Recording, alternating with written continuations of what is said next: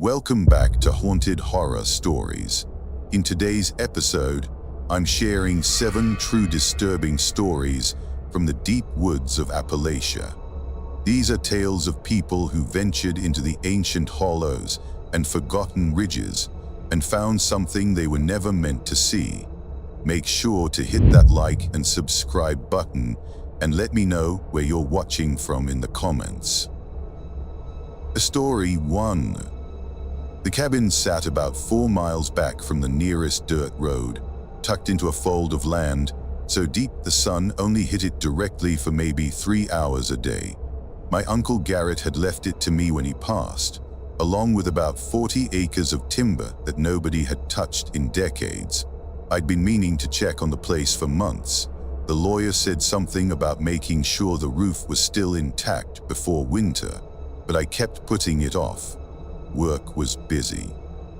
My girlfriend Jen wanted me to focus on our apartment lease renewal, small things that felt important until they didn't.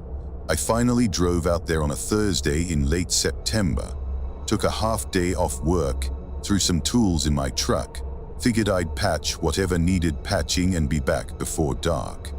The old logging road that led to the property was worse than I remembered, rutted deep, saplings growing up through the middle where nobody driven in years. My coffee sloshed out of the cup holder and stained my jeans. I remember being annoyed about that, stupid thing to remember now. The cabin looked smaller than it had when I was a kid. Uncle Garrett had stopped coming up here maybe 10 years before he died, and the woods had crept closer. Rhododendron pressed right up against the windows. The porch steps sagged. I could hear water running somewhere close. The creek probably, though it sounded louder than I remembered. Everything smelled like wet leaves and something else. Mushrooms maybe, that deep earth smell. I walked around the outside first, checking the foundation. That's when I noticed the marks on the trees. Someone had stripped bark off in vertical lines about head height all around the clearing. Not old damage, the wood underneath was still pale. My first thought was deer rubbing their antlers, but the pattern was too deliberate, too uniform, and deer don't strip bark in perfect rectangles. Inside, the cabin was dim and cold. Uncle Garrett's furniture was still there, the old couch with the plaid pattern, the wood stove, a table with 2 chairs. A layer of dust covered everything, but it wasn't as thick as I expected. I ran my finger along the windowsill and it came away almost clean, like someone had been wiping things down, keeping the place tidy. That thought made my mouth go dry. I told myself it was probably hunters using the place as a shelter. Happens all the time out here. People find empty cabins and figure nobody minds if they get out of the rain. I checked the cupboards, empty except for some mouse droppings. The wood stove was cold, no recent ash. Maybe I was wrong about someone staying here. Then I saw the pile of stones. They were stacked in the corner behind the door, smooth river rocks arranged in a cairn about 2 feet high. The stones were arranged by size, largest at the bottom, tapering to a point. Somebody had spent time on it. Care, each rock balanced perfectly. And sitting on top, like a crown, was a small bleached bone. Couldn't tell what animal it came from. Something with a joint, maybe a leg bone from a rabbit or possum. I tried to tell myself it was kids messing around, or some hiker with too much time. But we were 4 miles from the nearest road. Nobody came back here by accident. The light was starting to fade. It got dark early in the hollow, and I realized I'd wasted most of the afternoon just looking around instead of actually checking the roof like I'd planned. I went back outside to grab my ladder from the truck. That's when I noticed the smell had changed.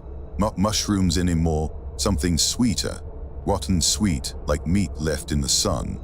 I found the deer about 20 yards into the tree line. It was hanging from a low branch, gutted, the cavity picked clean. But the hide was still on, and the head was still attached.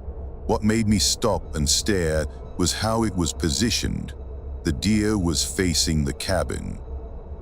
Its front legs were spread wide and tied to two separate trees like it was reaching, like it was climbing towards something. My hands started shaking. I tried to think of a reasonable explanation. Maybe a hunter had strung it up to age the meat, maybe they'd be back for it. But hunters don't do it like this. They don't pose animals. They don't make them look like they're crawling. I walked back to the cabin fast. Not running, not yet, just walking with purpose. The sun had dropped below the ridge and the hollow was filling with shadows. I could still hear the creek, but now it sounded wrong, too rhythmic, like something was splashing in it at regular intervals. When I reached the porch, I saw that the door was open. I'd closed it. I was sure I'd closed it. I stood there for what felt like a long time, staring at that open door. The darkness inside looked thicker than it should. I could see the couch, the table, but the corner where the stone pile had been was lost in shadow. Part of me wanted to go inside and check, make sure nothing had been disturbed. Part of me wanted to get in my truck and leave. That's when I heard the voice. It came from inside the cabin, a woman's voice calling my name. "Daniel, Daniel, are you out there?" It sounded exactly like my mother. My mother had been dead for 6 years. I felt my chest tighten, that cold flush you get when your body knows something's wrong before your brain catches up. The voice came again, softer this time. "Danny, come inside, honey. It's getting dark." My legs were already moving backward off the porch toward the truck. I wasn't deciding to run, my body just did it. I heard the cabin door creak wider, heard something step onto the porch. The boards groaned under weight. I didn't turn around to look. I got to my truck, fumbled the keys, dropped them in the dirt. When I bent to grab them, I saw something in the side mirror, a shape in the cabin doorway, tall and pale and wrong. It was moving toward me, but not walking. Its arms were too long. They hung down past where knees should be, and the fingers dragged on the ground as it came. I got the door open, keys in the ignition, engine roaring. I threw it in reverse without looking and heard branches scrape the sides. The headlights swung across the clearing, and for just a second I saw it fully. Saw the way its shoulders twisted backward. Saw the blank stretch of skin where a face should be. Saw the way its mouth was carved underneath, horizontal across what should have been a throat, opening and closing like it was still trying to call my name. I drove backward until I hit the main logging road, then cranked the wheel and tore out of there. Didn't matter that I was shredding my suspension on the ruts. Didn't matter that I could barely see. I just drove. I didn't stop until I hit asphalt. The county sheriff told me it was probably squatters trying to scare me off. Said he'd send someone to check it out. I don't know if he ever did. I never went back. Put the property up for sale 2 months later, sold it to a timber company for half what it was worth. Didn't care. I still have the keys somewhere. In a drawer I don't open. And sometimes, late at night, I can hear my mother's voice calling me, just for a second. Just long enough to remind me that I left the cabin door open behind me when I ran. Story 2. Growing up in Boone County, you learn pretty quick which parts of the woods people avoid. There's always one hollow or ridge that folks just don't talk about, or if they do, it's in that casual way that means don't be stupid. Fox Creek was like that. I'd heard the name my whole life. My grandfather would mention it when he was telling old stories, usually trailing off halfway through like he'd forgotten where he was going with it. Up near Fox Creek, there was this fella who, and then nothing. Just a sip of whiskey and a change of subject. My cousin Haley and I were 23 that summer. She just finished her EMT certification, and I was between jobs, doing carpentry work when I could find it. We'd been talking about doing an overnight camping trip for weeks.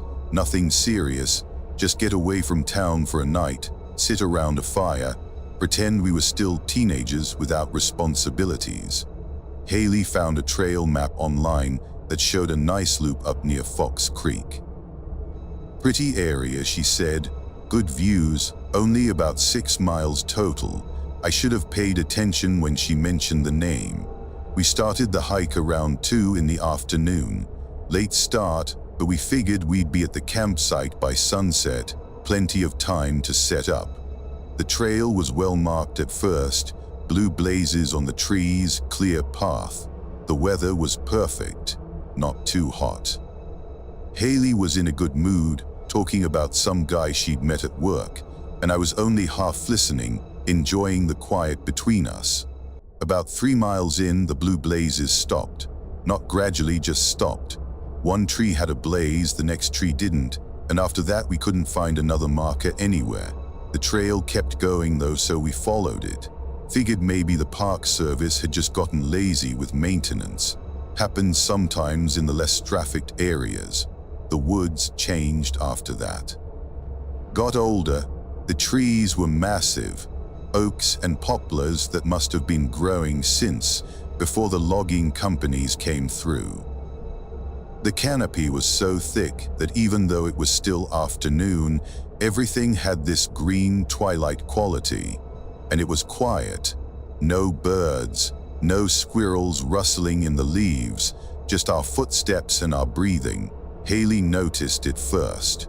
Does this feel weird to you? I started to say no, but then I realized she was right. Something about the way sound moved, like the air was too heavy, too still. We found the campsite another half-mile up, or what we thought was a campsite, a small clearing with a ring of stones for a fire, a flat spot that looked like it had been used for tents. But there was no trail register, no sign, nothing official, just this cleared space in the middle of nowhere. Should we keep going? Haley asked. Try to find the actual marked site. I checked my phone. No signal, obviously, and my GPS was acting strange. The blue dot kept jumping around like it couldn't figure out where we were. I looked at the sun, or where I thought the sun should be, through the canopy. We had maybe 2 hours of good light left. Let's just camp here, I said. We can figure it out in the morning. Set up the tent, got the fire going. Everything felt normal again once we had camp established. Haley made ramen on her little camp stove and we ate it watching the fire. Talked about nothing important. Her job, my lack of a job, whether we should hike more often. The kind of conversation that's comfortable because you've known someone your whole life. It was fully dark when we heard the footsteps. Not on the trail, off in the woods. Steady, measured, like someone walking with confidence. Coming closer. Hello, Haley called out. Someone there. The footsteps stopped. We waited, listening. The fire crackled, nothing else. Probably a deer, I said, but I didn't believe it. Deer don't walk like that. Don't stop when you call out. Haley pulled her flashlight out and shined it into the trees. The beam didn't penetrate very far, just showed the first line of trunks and then darkness. Nothing moving, but I had this creeping feeling that something was standing just beyond where the light reached, standing very still, watching us. Let's go inside the tent, Haley said quietly. We let the fire burn down and zipped ourselves in. It was too early to sleep, maybe 9 o'clock, but neither of us wanted to be outside anymore. We lay in our sleeping bags, not talking, listening to the woods. That's when the calling started. A voice, distant but clear, shouting something I couldn't quite make out. A man's voice, urgent. Then another voice answering, this one closer. A woman's voice. They were calling back and forth like they were looking for each other, like they'd gotten separated. Should we help them? Haley whispered. I was thinking the same thing, but something held me back. The voices sounded wrong. The tone was right, worried, searching, but there was something underneath. Something hollow.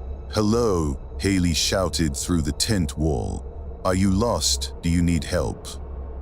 The voices stopped immediately. The silence that followed was worse than the calling.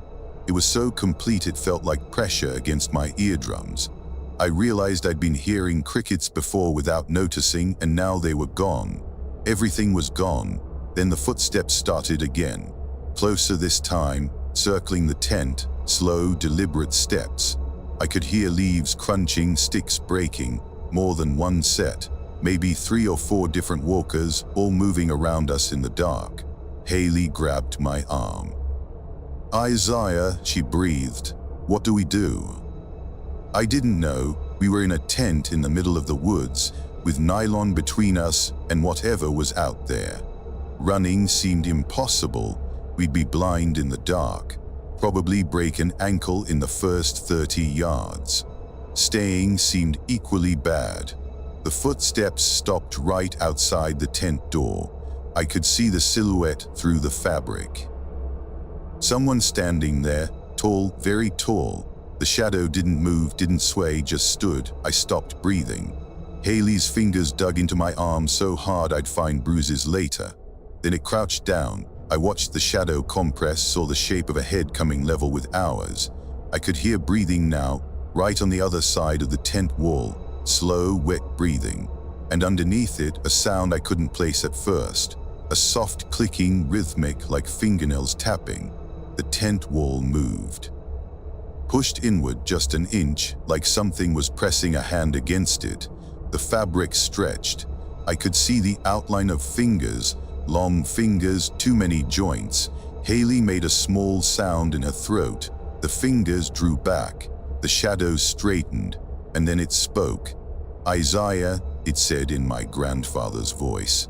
"Isaiah, boy, what are you doing up here?" My grandfather had died when I was 16. "You ain't supposed to be up here," the voice continued. "You know that. Your people know better." I felt something break loose in my chest. "We are leaving," I said. My voice sounded high and thin. "We are leaving right now." "Can't leave in the dark," it said, and now it sounded like my mother. "Not safe to walk these woods at night. Things'll get you." Haley was crying silently, her whole body shaking. I fumbled for the tent zipper, got it halfway down and stopped. There were more shadows now, 4, 5, 6 shapes standing in a circle around the tent, all different heights, all perfectly still. "We're not leaving the tent," I whispered to Haley. "Not until daylight. We just have to wait." It was the longest night of my life. The shapes stayed there, sometimes standing, sometimes crouching. Occasionally one would speak, always in a voice we recognized. Haley's dead grandmother, my uncle, her father who wasn't dead but might as well have been, hadn't spoken to her in years. The voices talked about normal things, asked how we were doing. Said they'd missed us, said we should come outside so they could see us better. We didn't answer. We just held onto each other and waited for dawn. The sun came up gray and cold. The shadows were gone. We packed the tent in under 5 minutes, didn't speak, just moved.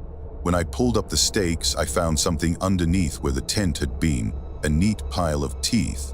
Human teeth, molars and incisors, arranged in a little pyramid. We didn't take the trail back. We used my compass and just walked straight east until we hit a road. Took us 4 hours of bushwhacking. We were covered in scratches and ticks. Didn't care. The ranger I talked to later said there was no official campsite near Fox Creek. Said the trails up there had been closed for years after some hikers went missing in the 90s. He didn't ask why we'd gone up there. Just gave me this look like he knew exactly what we'd seen and was grateful we'd made it back to tell him we wouldn't be returning. I kept one of the teeth. I don't know why. It's in a box in my closet. Sometimes I take it out and look at it just to remind myself that it was real, that we didn't imagine it, that something up there knows my name and my grandfather's voice and exactly what to say to make me open that tent door. A story 3. The research station had been abandoned since 2003, according to the paperwork my supervisor gave me. Some kind of forestry survey project that ran out of funding. My job was simple: hike up, document the condition of the building, take photos, assess whether it was worth the cost of demolition or if they should just let it rot. Standard government work. Boring, solitary, exactly what I needed after the divorce. I'd been working as a site assessor for the Forest Service for about 8 months.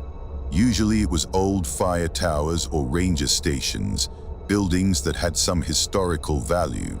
The station up near Clingman's Hollow wasn't anything special, just a cinder block structure, one room, built in the 70s. The photos on file showed it was small, maybe 20 by 20 feet. Solar panels on the roof that probably didn't work anymore. A radio antenna. The hike in was longer than I expected.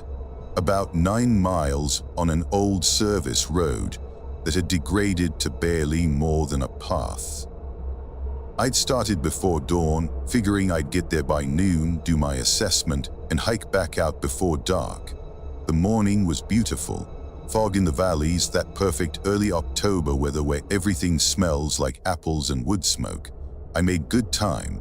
Got to the station around 11:30, stopped outside to eat a sandwich and drink some water. The building looked rough, door hanging open, windows broken out, vines growing up the walls. But it was structurally sound enough. I'd seen worse. I finished my sandwich, turkey and Swiss, I remember, too much mustard, and got out my camera and clipboard. Time to get to work. The inside of the station was dim and smelled like mice and rot. There wasn't much to document. A metal desk pushed against one wall. Filing cabinets with all the drawers pulled out, empty. The solar battery set up in one corner, corroded and useless. Old coffee cups on the floor. Someone had tagged the walls with spray paint. Nothing interesting, just initials and dates. I took my photos methodically, corner to corner, making notes about water damage and structural integrity. That's when I noticed the hatch. It was in the floor, almost completely hidden under a section of peeled-back linoleum. A metal hatch with a recessed handle, maybe 3 feet square. I knelt down and shined my flashlight at it. No rust on the handle. That struck me as odd. Everything else in the building was corroded to hell, but this hatch looked maintained. Recently used, even. I checked my paperwork. Nothing about a basement or underground storage, but that wasn't unusual. The files were pretty bare bones. I should have just photographed it and left. That was my job: document, don't investigate. But I was curious, and if there was storage underneath, I needed to assess that too. I grabbed the handle and pulled. The hatch opened smoothly. Too smoothly. Oiled hinges. Below was a ladder, metal rungs bolted into concrete, leading down into darkness. My flashlight beam didn't reach the bottom. I could smell cool air rising up, damp but not stagnant. Fresh air, like there was circulation from somewhere. "Hello?" I called down. Nothing. Just the sound of my own voice bouncing back. I tested the first rung with my weight. Solid. I made a decision I'd regret for the rest of my life and started climbing down. The ladder went deeper than expected. 20 feet, maybe 25. I kept thinking I'd hit bottom, but it kept going. When I finally stepped off onto solid floor, I was in a concrete tunnel, maybe 6 feet wide, 6 feet tall. Bare bulbs were strung along the ceiling, but they weren't lit. My flashlight showed the tunnel extended in both directions, curving slightly so I couldn't see how far it went. This wasn't forestry storage. This was something else. I picked a direction, right, I think, and started walking. The concrete was smooth, well poured. Professional work. Every 30 feet or so there were metal doors set into the walls, small hatches like the one I'd come through. All of them were closed. All of them had those same smooth oiled hinges. I tried one. It opened easily. The room beyond was small, maybe 8 feet square, empty except for a chair bolted to the floor in the center. The chair faced the door. Above it, mounted on the ceiling, was a camera. The little red light was on. The light was on. I slammed the door and backed away. My flashlight was shaking in my hand. Someone was down here. Someone was maintaining this place. Someone was watching. I turned to go back the way I came and saw the footprint, just one, in the thin layer of dust on the floor. A bare footprint, human-sized, pointed toward me. It hadn't been there when I walked past.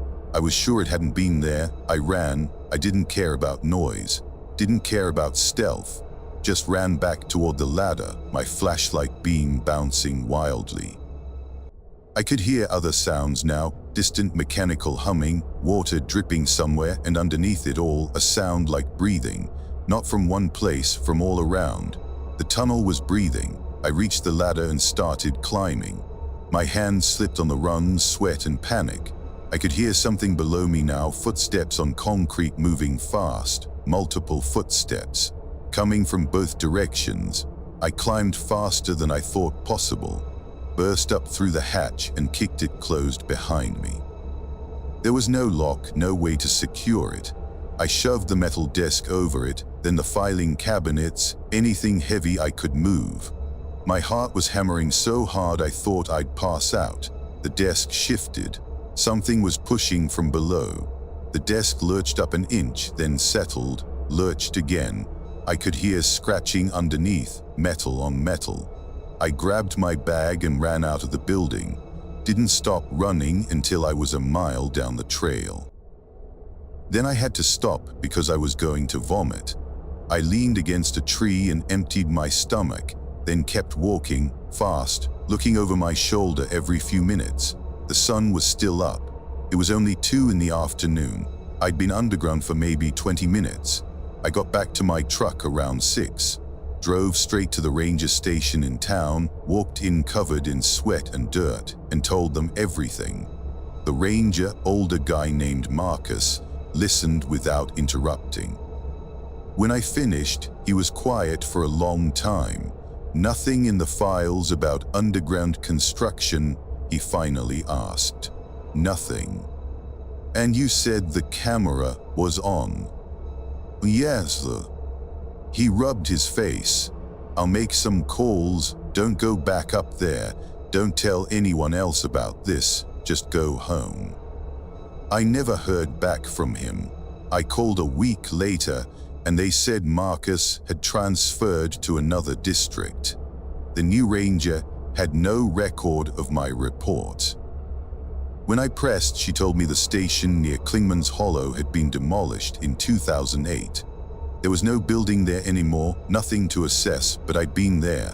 I had photos on my camera, except when I checked, the photos were gone, all of them, just blank files, corrupted data. The only thing I have left is a smudge on my hand.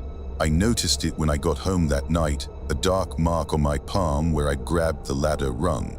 I tried to wash it off, tried everything. It's still there. It doesn't fade. Under certain light, it almost looks like writing. Symbols I don't recognize. Sometimes I dream about that tunnel, about walking deeper instead of running, about opening more doors and seeing what's in the other rooms. In the dreams, there are people sitting in those chairs, dozens of them, hundreds, all facing the doors, all waiting for someone to open them. And when I wake up, I can still hear that breathing, the sound of the tunnel inhaling and exhaling. The sound of something vast and patient waiting underground, beneath the mountains, beneath everything we think we know about these woods. The story 4. My sister Bryn inherited the property from our Aunt Loretta, who'd lived alone up there for the last 30 years of her life. Nobody in the family visited much.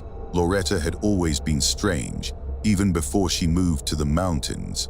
The kind of strange where you don't ask too many questions. When she died, Bryn got the land, the house, and everything in it. Neither of us had been up there since we were kids. Bryn asked me to come with her to sort through Aunt Loretta's things. I almost said no. I was living in Asheville, working 60-hour weeks at a consulting firm, The last thing I wanted was a weekend in the mountains dealing with a dead relative's horde. But Bryn insisted, said she didn't want to do it alone, said the lawyer had mentioned the house was unusual and she'd feel better with company. We drove up on a Friday in March. The house was at the end of a gravel road that turned to mud about a mile before the property. Bryn's Subaru handled it okay, but just barely. The house itself sat in a clearing surrounded by hemlock trees so dense you couldn't see more than 20 feet into the woods. It was bigger than I remembered, 2 stories, a wraparound porch that sagged in places, paint peeling, windows dark. The lawyer had sent the keys. Bryn fumbled with the lock while I grabbed boxes from the car. The door stuck, swollen from humidity, and when it finally opened, we were hit with the smell. Not rot exactly. More like herbs and something chemical. Preservative, maybe. Christ, Bryn muttered. What was she doing in here? The inside was cluttered but not dirty. Every surface was covered with jars. Mason jars, old pickle jars, laboratory beakers. They lined the shelves, covered the dining table, sat stacked in the corners. Most were empty.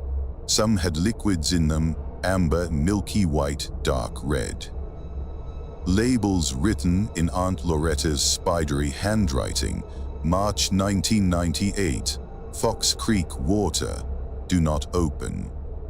This is going to take forever, I said. We spent the afternoon sorting through the first floor.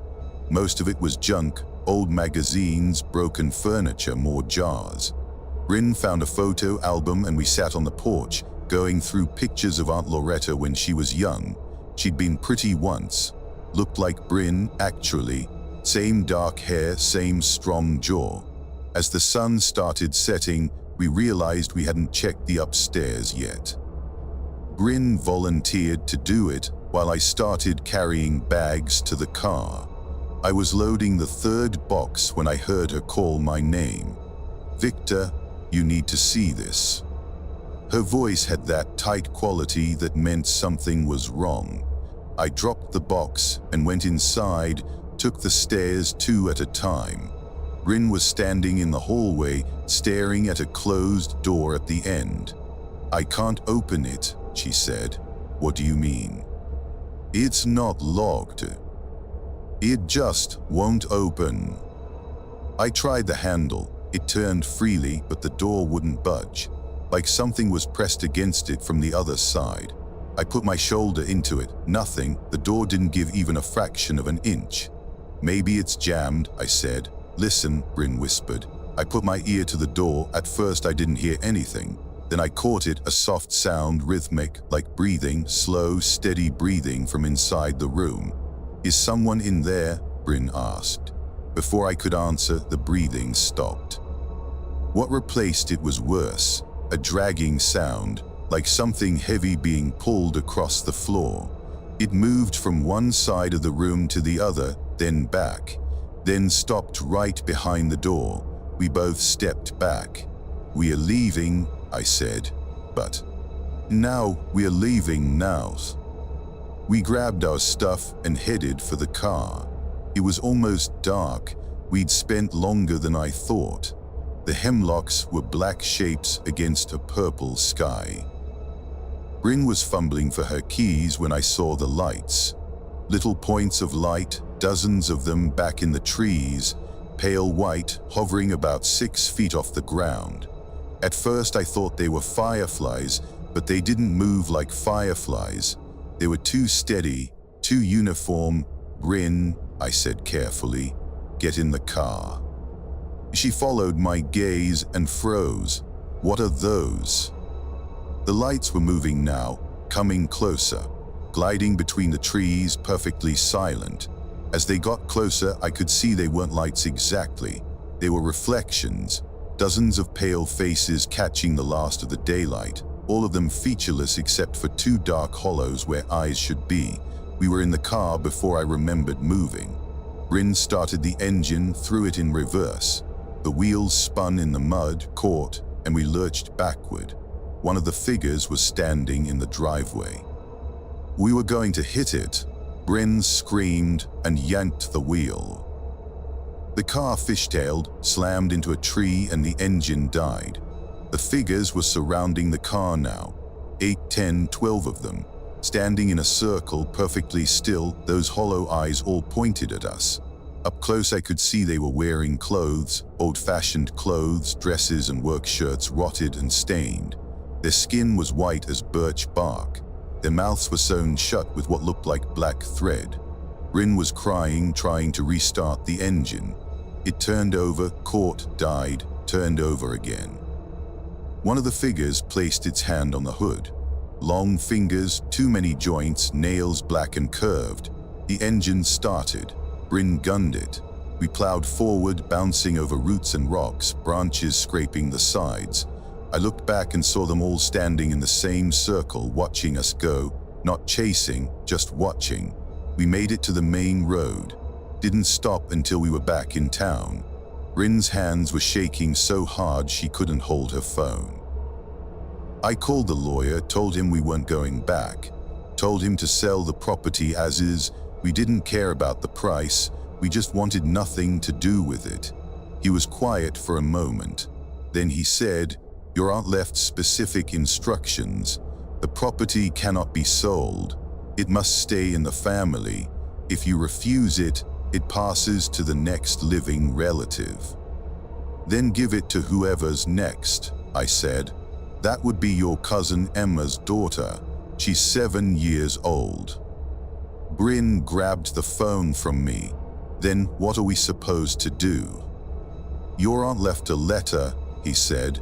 "She said you'd need it. She said you'd understand after you visited. I'm sending it now." The email came through a minute later. The letter was short, written in Aunt Loretta's careful handwriting. "The house must be visited once every season. Bring salt and iron. Do not open the upstairs room. Do not stay after dark. They are contained as long as someone maintains the boundary. If you abandon this duty, they will leave the property. I've kept them there for 30 years. Now it's your turn. I'm sorry, that was 6 months ago. Bryn and I take turns now. Once every 3 months we drive up, spread salt around the foundation, hang iron nails on the doors. We never stay past sunset. We never go upstairs. Last time I was there, I noticed something new. Scratches on the inside of the upstairs window. Deep gouges, like something had been trying to claw its way out. And in the dirt near the porch, I found a trail of footprints. Bare feet, unnaturally long toes. They led from the house to the tree line. They led away from the house. I don't know what that means. I don't know if the boundary is failing or if Aunt Loretta's instructions aren't enough anymore. I don't know what we're keeping in there, or why, or what happens if we stop. All I know is that I dream about those pale faces sometimes. About standing in that circle with them, mouth sewn shut, watching as someone new arrives to take their turn at keeping watch. And when I wake up, I can feel thread on my lips, just for a second, just long enough to make me check the mirror and make sure my mouth still opens. The story 5. The trail crew job seemed perfect when I found the listing online. 6 weeks in the backcountry, maintaining trails in the Cherokee National Forest, decent pay, and all the solitude I could want. I just finished a bad year. My dad died, my engagement fell apart, I lost my apartment, and the idea of spending a month and a half in the woods fixing trail markers sounded like exactly what I needed. There were 3 of us on the crew, me, a guy named Marcus who'd done this before, and a younger kid named Blake who was taking a gap year before college. Our supervisor, Rosa, dropped us at the trailhead with 6 weeks' worth of supplies and said she'd check on us every 2 weeks via the emergency radio. The first week was exactly what I'd hoped for. We hiked during the day, clearing fallen trees and rebuilding water bars, made camp each night, cooked over the fire, slept hard. Blake was annoying in the way all 19-year-olds are annoying, thought he knew everything, talked too much. But Marcus was good company. Quiet, competent, the kind of person who knows when to speak and when to let silence do the work. The second week, we started finding the markers. Not our markers, these were old. Strips of faded orange fabric tied to trees way off the maintained trail. Marcus said they looked like survey markers from the 70s, maybe earlier. We didn't think much of it. The forest was full of old boundary markers and logging tags, but they kept appearing. Every day we'd be working on a section of trail and I'd spot one back in the trees, always just visible from where we were working, always placed so you'd notice them if you were paying attention. Blake wanted to follow them. "Come on," he said. "What if it's like an old mining operation or something? Could be cool." "Could be private property," Marcus said. "Could be dangerous. We're here to work, not explore." We didn't follow them, but I started marking them on my map anyway. I'm not sure why, boredom maybe, something to do while we ate lunch. I'd pull out my map and pencil in where I'd seen the markers. After 5 days, a pattern emerged.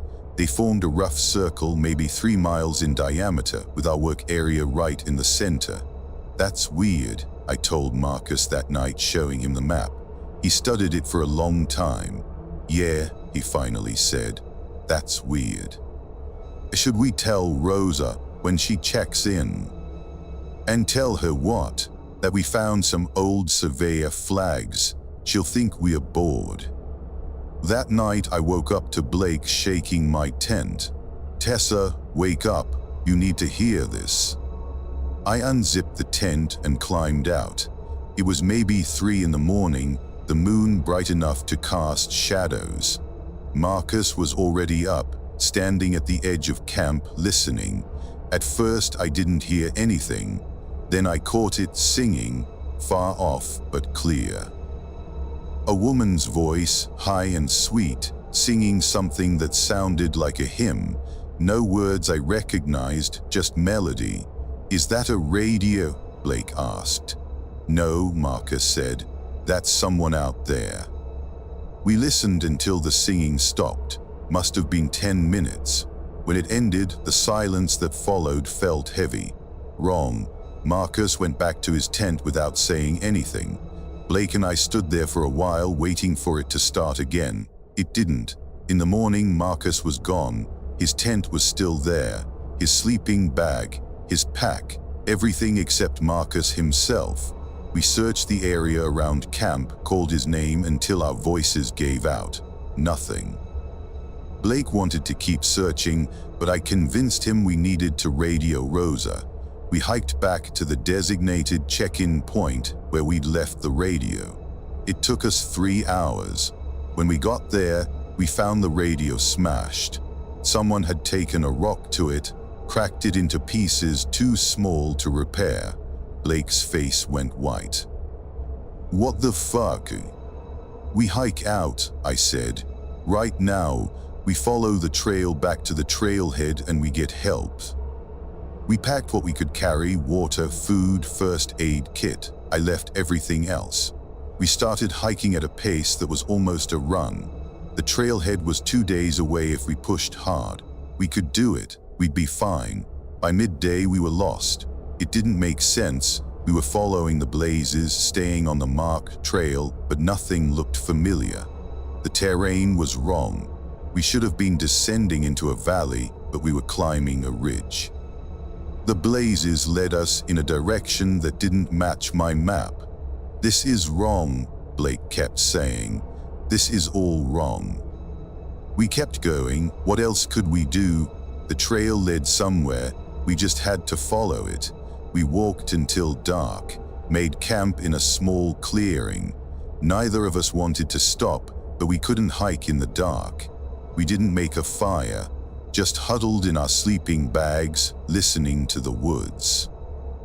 The singing started again around midnight. Closer this time, much closer. I could hear words now, though I couldn't understand them. Blake grabbed my arm. "Tessa, That's Marcus's voice. He was right, the melody was different, but the voice, that was Marcus. Low and rough, unmistakable. "Marcus," Blake shouted, "where are you?" The singing stopped. Then we heard footsteps, coming toward us through the trees, heavy, uneven footsteps. Something emerged from the darkness at the edge of the clearing. It was wearing Marcus's clothes, his boots, his jacket, but it was Marcus. It was too tall, too thin, the limbs bent wrong, and where the face should be, there was just a smooth expanse of bark, like a tree carved into the shape of a man. It opened its mouth, not where a mouth should be, but horizontally across what should have been a throat, and sang again. Marcus's voice poured out. Blake ran. I heard him crashing through the undergrowth, screaming. I wanted to run too, but my legs wouldn't work. I just sat there, frozen, watching this thing that wore Marcus's voice approach. It stopped at the edge of the clearing, reached out one long arm, opened its hand. In the palm was a strip of orange fabric, a marker. It dropped the fabric and retreated back into the trees. I could hear it moving through the forest, singing, and I could hear Blake somewhere in the distance, his screams getting farther away. I ran in the opposite direction. I don't know how long I ran, maybe hours, maybe minutes. Time stopped meaning anything. I just moved, crashing through branches, falling, getting up, running again. When the sun came up, I was on a paved road, a county highway. I flagged down a truck and the driver took me to the ranger station. They searched for Blake and Marcus for 2 weeks. Found Blake's body 3 miles from where we'd camped. The report said he'd fallen, broken his neck. I didn't argue. How do you explain what I saw? They never found Marcus. I found something in my pocket when I got home, an orange strip of fabric. I'd never picked one up, never even touched the markers. But there it was, tied in a careful knot. I burned it, watched it curl and blacken in my sink. But sometimes late at night, I can still hear singing. Marcus's voice calling me back to the woods, calling me to finish the work, to complete the circle. And when I sleep, I dream of walking through the forest, tying orange strips to trees, marking the boundary of something old and patient and endlessly hungry. A story 6. I've been working as a wildlife surveyor for the state for 3 years when they assigned me the Blackwood Creek Territory. Remote area, hardly anyone goes up there, perfect for a solo survey. My job was to document deer populations, set up trail cameras, and file a report on habitat conditions. Standard work. I'd done it a dozen times before. I drove up on a Monday in November. The weather was cold but clear, good conditions for hiking. The plan was simple. Spend 3 days setting up cameras, then come back in 2 weeks to collect the data. In and out. The first day went fine. I hiked about 6 miles in, set up 5 cameras on game trails.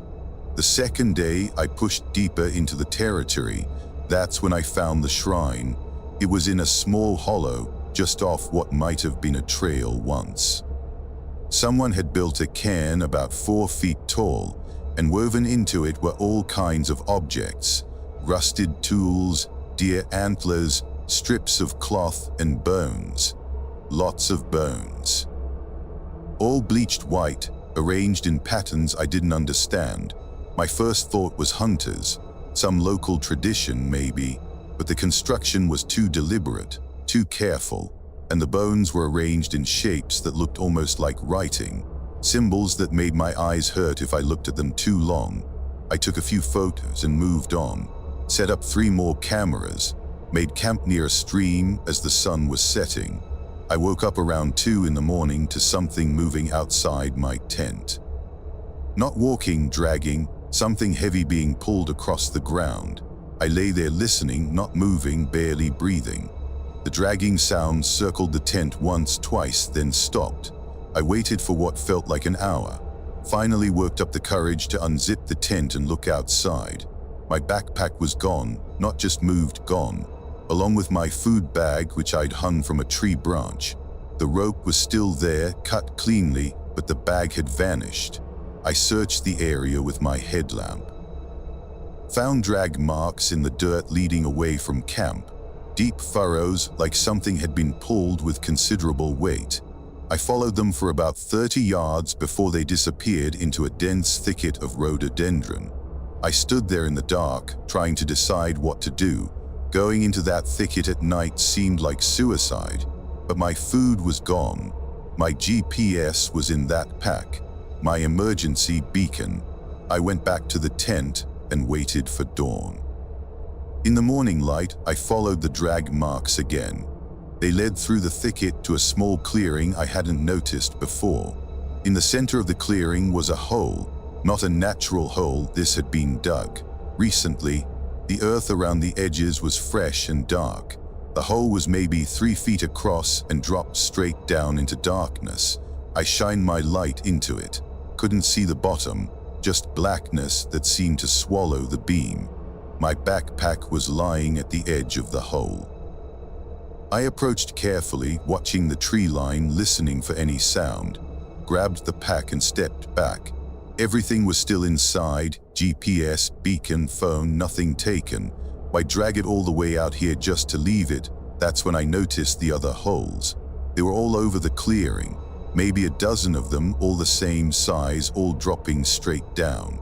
The ground was a honeycomb of shafts. I couldn't see how I'd walked into the middle of them without falling. I got out of there fast. Headed back toward the trail, moving at a near run. I'd done my survey, time to leave. I'd come back for the cameras later or not at all, I didn't care. I made it maybe 2 miles before I realized I was being followed. Nothing I could see, but I could feel it. That pressure you get when someone's watching you. I kept stopping, turning around. Never saw anything, just trees and shadows, but the feeling didn't go away. I picked up my pace, started jogging. The trail was overgrown here, barely visible, but I knew the general direction. Just had to get to the access road where I'd parked my truck. That's when I heard the voice. Natalie. My name spoken clearly, right behind me. I spun around, nothing there. Natalie, wait. The voice was coming from ahead now. A man's voice, unfamiliar. I just want to talk. Off to my left, please stop running. Behind me again, the voice was everywhere, moving around me, circling like multiple speakers hidden in the trees, all saying the same thing, all using the same calm, reasonable tone. I stopped listening to it and focused on navigation, pulled out my GPS. The screen showed my location, but the trail I'd hiked in on wasn't there anymore. According to the GPS, I was standing in the middle of blank terrain. No trail, no road, just forest in every direction. I kept walking. The GPS had to be wrong. Maybe the tree cover was interfering with the signal. I'd find the road.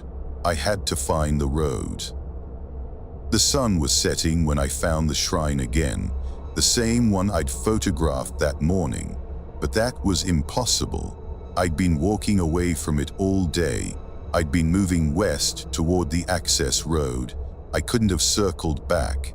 The cairn looked different now. The bones had been rearranged.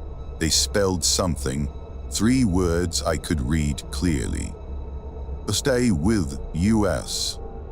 I ran, didn't matter what direction, didn't matter that it was getting dark, I just ran. Branches whipped my face. I tripped over roots, fell, got up, kept going.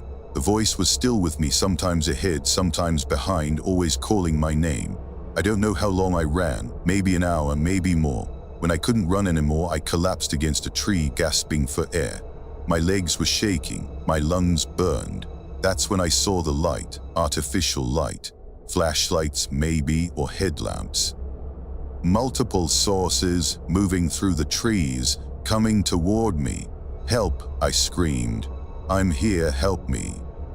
The lights stopped moving. Then they started coming faster. As they got closer, I realized they weren't flashlights. They were too low to the ground, and they moved wrong, gliding between trees without bobbing, without any of the natural motion of someone walking. I didn't wait to see what they were. I got up and ran again. I ran until I hit pavement, an actual road. I fell onto it, sobbing, kissing the asphalt. Headlights appeared. A car. An actual car with a concerned driver who stopped and asked if I was okay.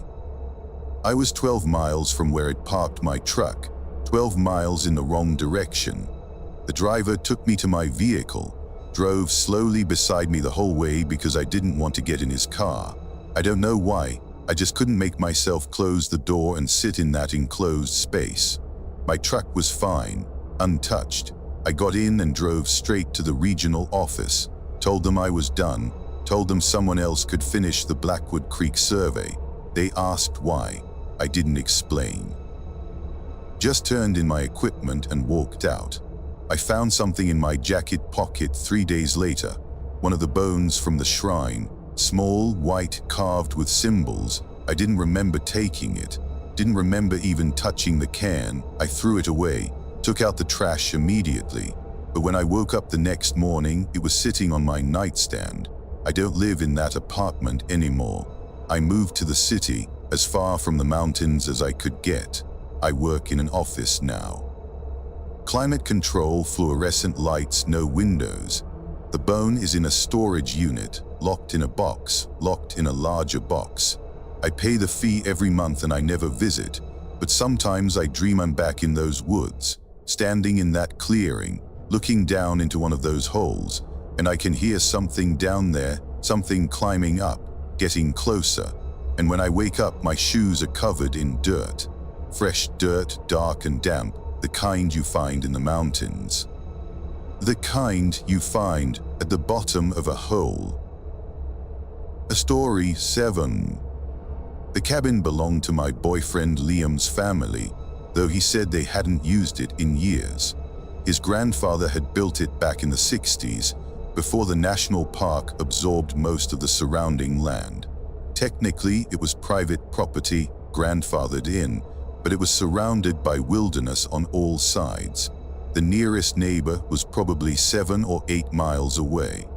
Liam and I had been dating for about 6 months when he suggested we spend a long weekend there. Get away from the city, do some hiking, just relax. I was hesitant. I'm not really an outdoors person, grew up in suburbs, never even been camping, but Liam was excited about it, kept saying it would be good for us. Quality time, no distractions. We drove up on a Thursday afternoon in late April. The road was rough, more like a driveway really, 2 dirt tracks with grass growing between them. The cabin appeared suddenly through the trees. Small, 1-story, tin roof, streaked with rust.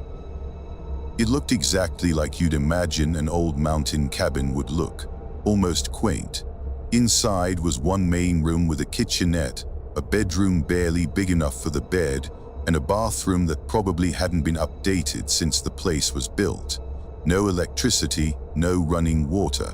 There was a hand pump outside and a propane tank for the stove. Liam seemed excited about how rustic it was. I was already wondering if I could get cell service. I couldn't. That's the point, Liam said when I mentioned it. Total disconnect, just us. We unpacked the groceries, got the propane stove working, made dinner.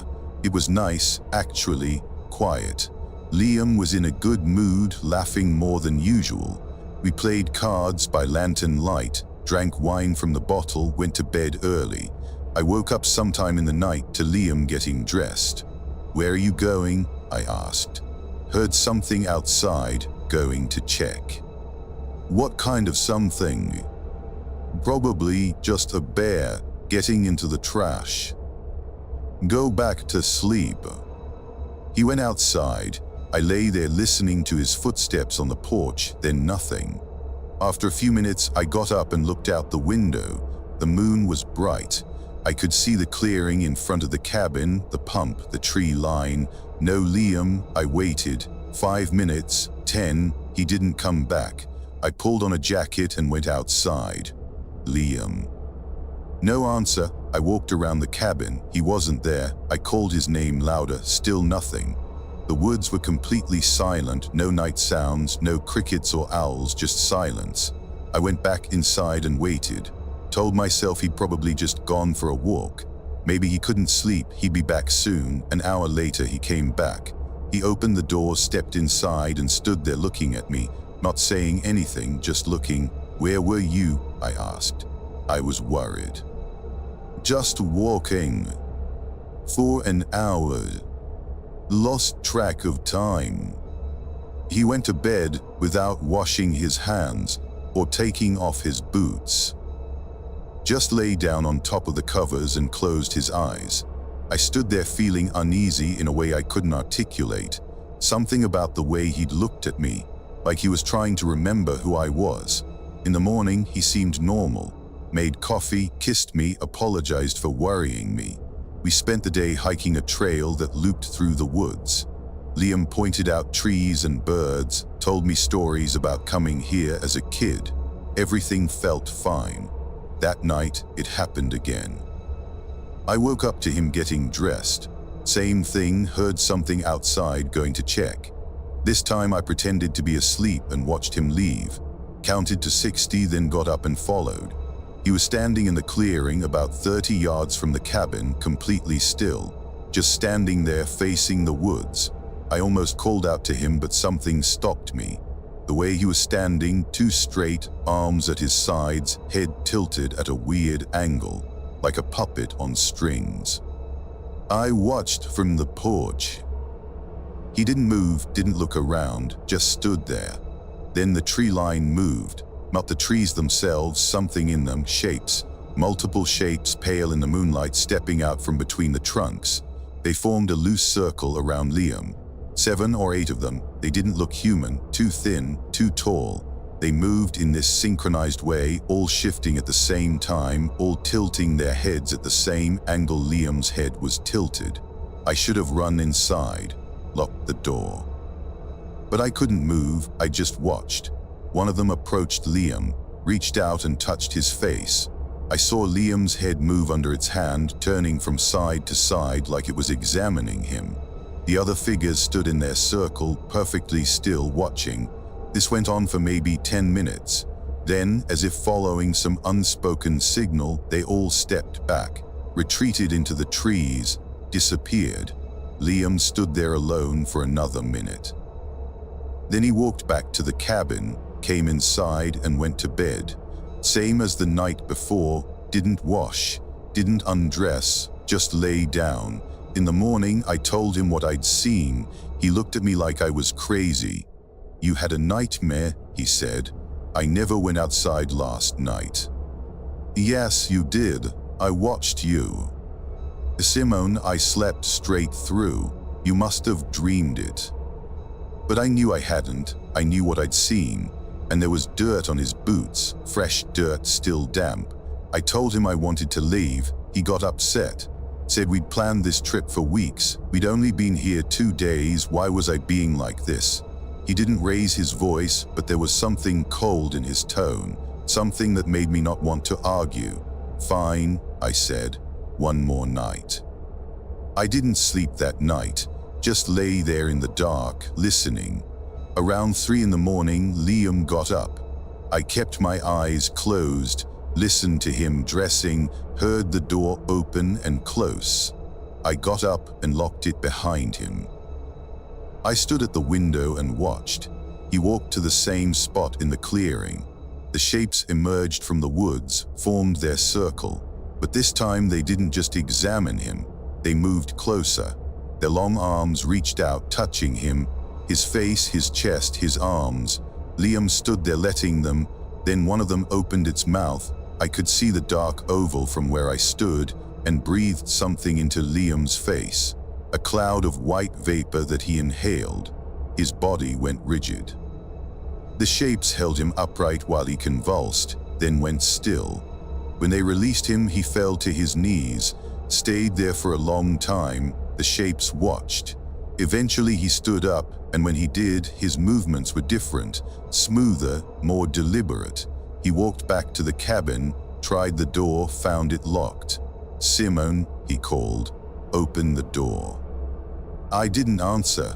"Simone, I know you're awake. Please open the door." The voice was Liam's, but the cadence was wrong. Like someone doing an impression of how Liam spoke. "I saw what they did to you," I said through the door. Silence. Then, "What who did?" "Those things in the woods." More silence. When he spoke again, the voice was different, flatter.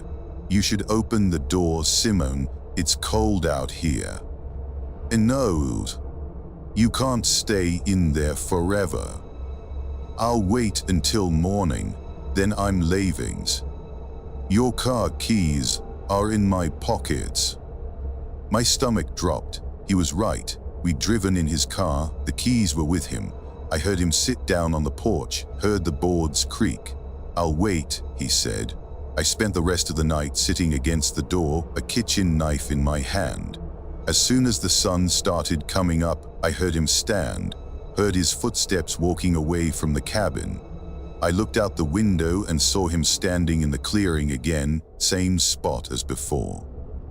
The shapes were gone, but he just stood there facing the woods. I made a decision. Unlocked the door, ran to where he stood, and grabbed the car keys from his pocket. He didn't try to stop me, didn't even turn around, just kept staring at the trees. I drove out of there going way too fast. Didn't care about the ruts or the rocks, just drove. My phone got service about an hour down the mountain. I called the police, told them my boyfriend was acting strange, might be hurt, gave them directions to the cabin. They found him 3 days later. He was still standing in the clearing, hadn't moved, hadn't eaten or drunk anything. He was severely dehydrated and hypothermic. They airlifted him to a hospital. I visited him once. He didn't recognize me. The doctors said it was a fugue state, some kind of psychiatric break, but they couldn't explain why. No drugs in his system, no head injury. He just broke. He's in a care facility now. His parents took over his medical decisions. I talk to his mom sometimes. She says he's improving, learning to speak again, remembering things. But last week she told me something that made me stop calling. She said Liam had asked about the cabin, asked when he could go back, said he needed to finish something, said they were waiting for him. I moved to a different state, changed my number. I don't tell people about Liam or the cabin or what I saw, but I still have nightmares about those shapes, about that circle in the clearing. And sometimes when I'm alone, I feel like something's watching me, waiting, patient. Like they know where I am, like eventually I'll go back. Like whatever they put in Liam, they're saving a place for me too. Thanks for watching. If you enjoyed these stories, hit that like button and subscribe for more. Let me know in the comments which story unsettled you most, and share this with your friends who love a good scare. Until next time, stay safe out there.